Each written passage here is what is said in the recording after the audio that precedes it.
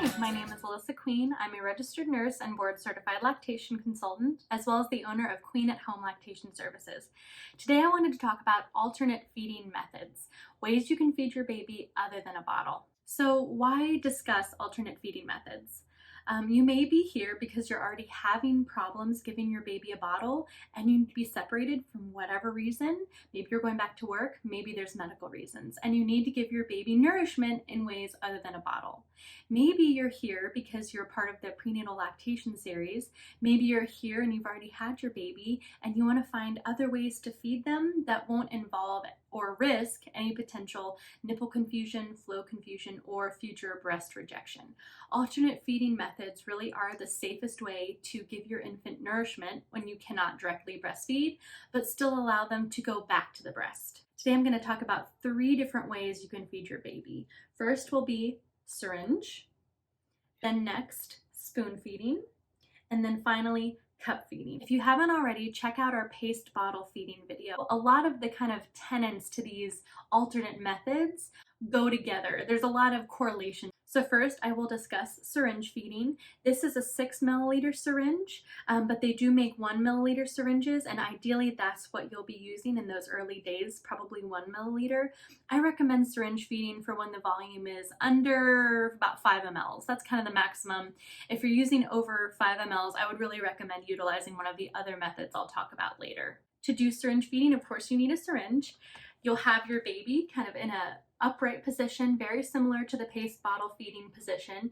You want their head to be able to tilt back and forth. This will allow them to protect their airway.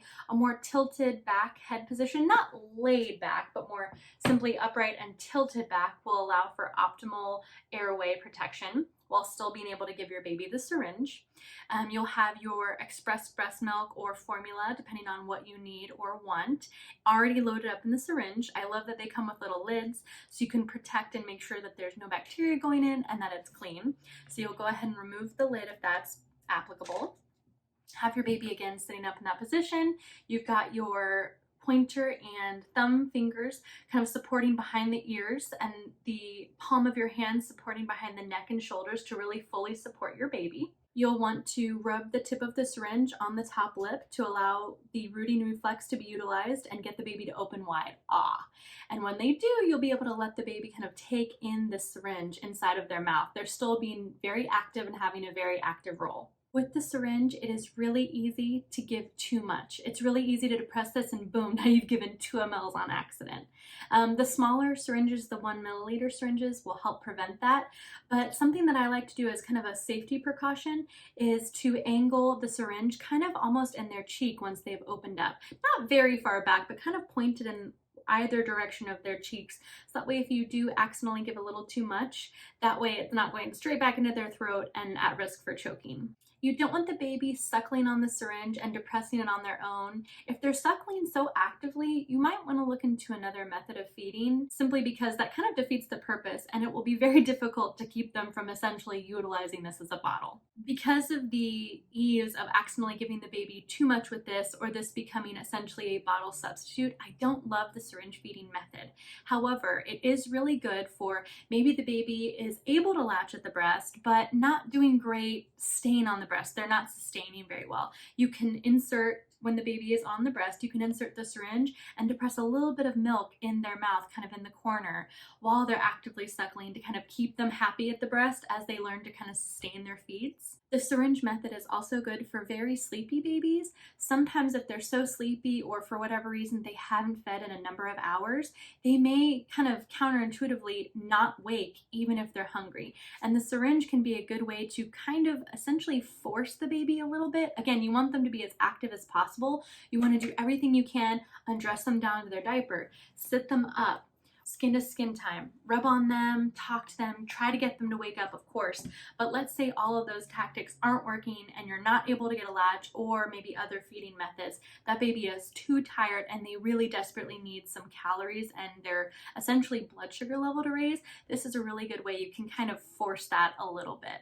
Sometimes all that they need is 1 milliliter, 2 milliliters, and you'll notice a baby's activity will go way up. They'll be way more willing to feed.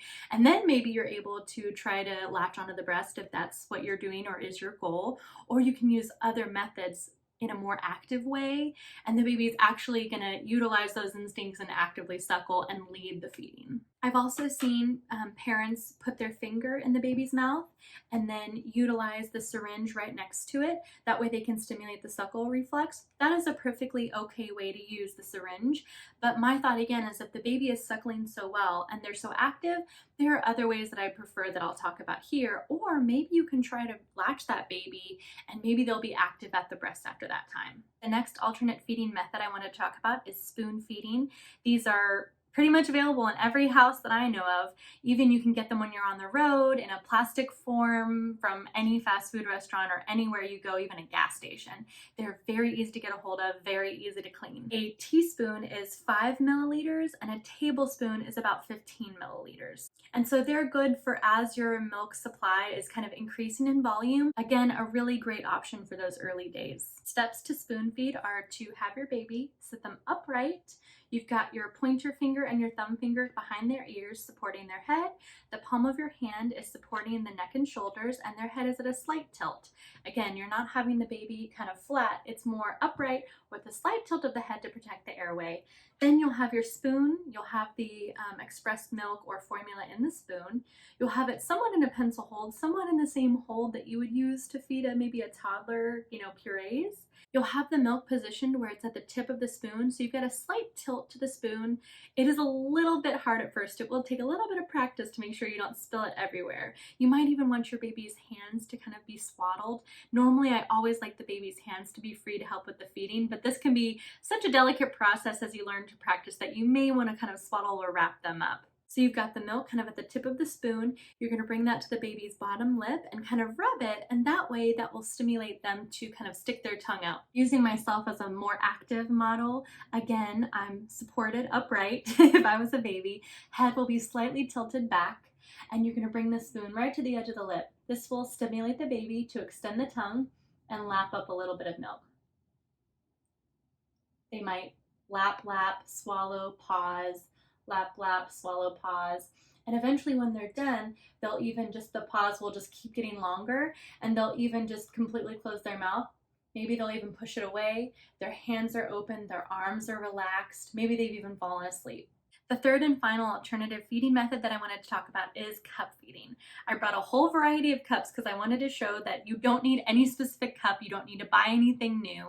This is just what I readily had on hand in kind of smaller forms. But even if you don't have a small cup, you can utilize a medicine cup, a small plastic children's cup, or even a cup for an adult. It just takes a little bit more balancing of getting the liquid kind of towards the end. This is probably honestly my favorite feeding method for babies.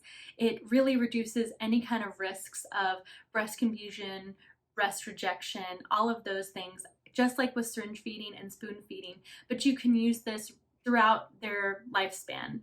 There's no age limit on how young or old a baby has to be to cup feed. This is also a really great option for babies who will not take a bottle, but you need to be separated and they need nutrition in some alternative way. So this is a medicine cup. The only thing to kind of notice with medicine cups, this is just off of some medicine, some toddler medicine. Some of the edges can be really rough. This is actually a nice rounded edge. But some medicine cups have a very rough edge, and when you're utilizing that with feeding your baby, sometimes that can kind of rub on the lip in an uncomfortable way. You can also just use a shot glass. Things I like to note about more adult-sized cups is I like the rim not to be too thick. I don't like a very, very thick rim. This is an espresso cup, and I just want you to notice that the rim is a little bit thicker. You can still absolutely use this as well. Again, I just like a little slightly smaller in volume because I find it a little easier to manipulate. This is a children's glass cup. Again, the rim is kind of flared out and not that thick. That's just my preference, but truly you can feed with any cup that you can get your hands on. This is simply just a Medela bottle that you can put a nipple on or a lid on to store. You can literally just use this. If you need a really, really small amount, you can even use the cap on a bottle. I say use whatever is easiest for your family. What's most readily available, what fits comfortably in your hand. Don't feel like you need to go out and buy a specific cup. To show you the cup feeding, I'm going to utilize this medicine cup. You'll find that this volume is about what you might get between days 2 to 3, maybe even on day 1 if you're an overachiever. So you'll want to have your baby in an upright position, just like with pace bottle feeding and all the other alternative feeding methods. You're going to use your pointer and your thumb behind the baby's ear to support their head. You'll have the palms supporting the neck and shoulders, a slight tilt in their head. Then you've got your cup. You'll want to have the volume kind of towards the edge of the cup. That way, whenever they're ready, it's readily available. You'll, very similar to spoon feeding, you'll bring the edge of the cup to the baby's lip and you'll kind of rub it there.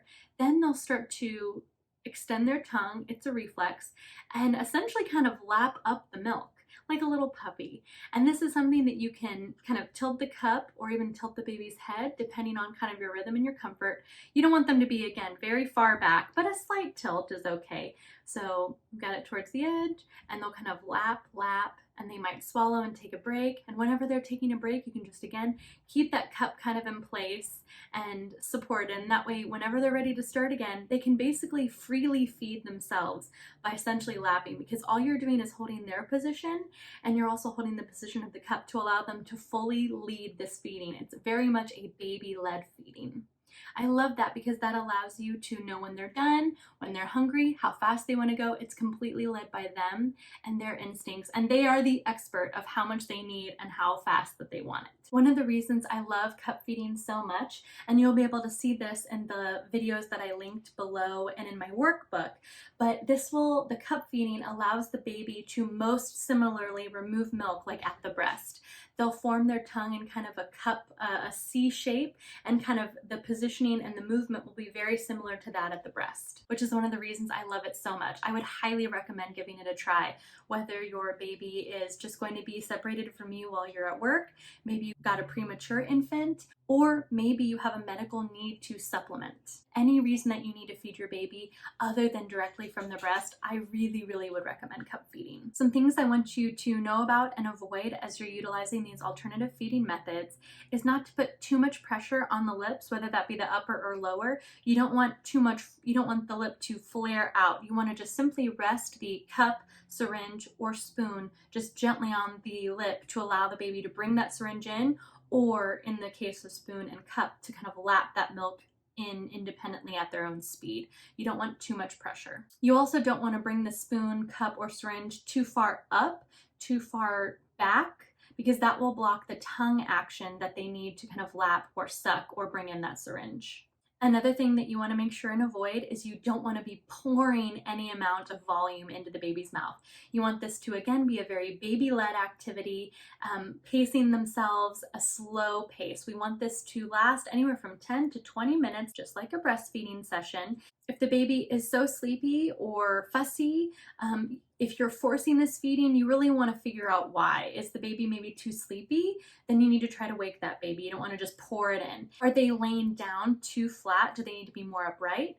Are you positioning the spoon, cup, or syringe in a way that's not utilizing the tongue mobility correctly? Those are all things you really want to look into if you find yourself pouring any kind of amount into the baby's mouth. Another thing to avoid or watch for is your baby refluxing, gagging, choking. If any of these is happening, you need to kind of, again, reassess your technique. Are you making sure this is baby-led? Is the speed too fast? Is the volume too much? We want to look at all those things if you're having any of those symptoms. Other signs that your baby is getting too much or that you need to slow that flow down is the eyes are widening, the brow is furrowing, their nostrils are flaring, they're turning away, pushing away, pulling away. Maybe they're even stiffening their arms and legs, arching their back. Maybe you also have milk leaking from the sides of their mouth. All of those are signs that the technique is not being utilized correctly, or perhaps there's too much volume or it's too fast and the baby is having problems. Those are all signs of stress. Ways to know that your baby is truly done is they've fallen asleep, they have relaxed open hands, relaxed arms, relaxed body language in general, that kind of milk drunk look, maybe even closing their lips. You're pulling the cup away, you're pulling the spoon away, and they're just not even suckling anymore. That pause has turned into a complete break. They're out. Sometimes they'll even turn their head to the side, maybe their head even falls asleep like this. Those are all signs that your baby is done, they've gotten what they need, and they're exhibiting no more hunger cues. And that is everything you need to know for alternate feeding methods and how to use them. If you liked it, give me a thumbs up. If you have any questions or comments, please leave them below. Feel free to subscribe if you'd like to see what videos we have coming out in the future. And don't forget to check out our playlist about the whole series on prenatal lactation. Check the link below for all of our videos as well as the accompanying workbooks that are free. There is a coupon code on our very first video and in our workbook if you want to get $15 off your first consultation. We do online visits open to anywhere in the United States, as well as in-person visits around San Antonio, Texas and surrounding areas. Thanks again for watching. See you next time.